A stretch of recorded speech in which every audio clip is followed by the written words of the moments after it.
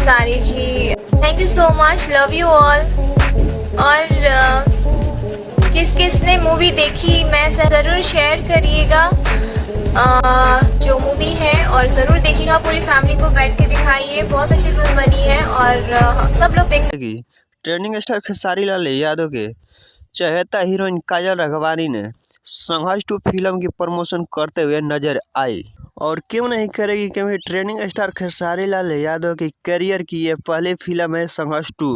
तो दोस्तों आप सबको बता दें कि ट्रेंडिंग स्टार खेसारी लाल यादव इस फिल्म में शूट करते हुए अपने जान के बाजी लगा दिए थे। तो दोस्तों आप सुन सकते हैं, समंदर जहाँ पे पानी कितना है किसी को अंदाजा ही नहीं था, और वहाँ पे मैंने अपनी जान की बाजी लगा के मैंने उस पार्ट सीक्वेंस को किया, तो मजा आया कि मौत के साथ।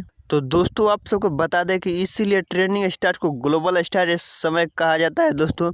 तो दोस्तों संघर्ष 2 ये फिल्म जो है काफ़ी भोजपुरी इंडस्ट्री में रिकॉर्ड बनाने वाला है दोस्तों, और साउथ के भी फिल्म को टक्कर देने वाला है दोस्तों संघर्ष 2 खेसारी लाल यादव की फिल्म। तो दोस्तों आप लोगों का क्या राय है कमेंट। दिल थाम के बैठो चाहने वालों, पिक्चर अभी बाकी है।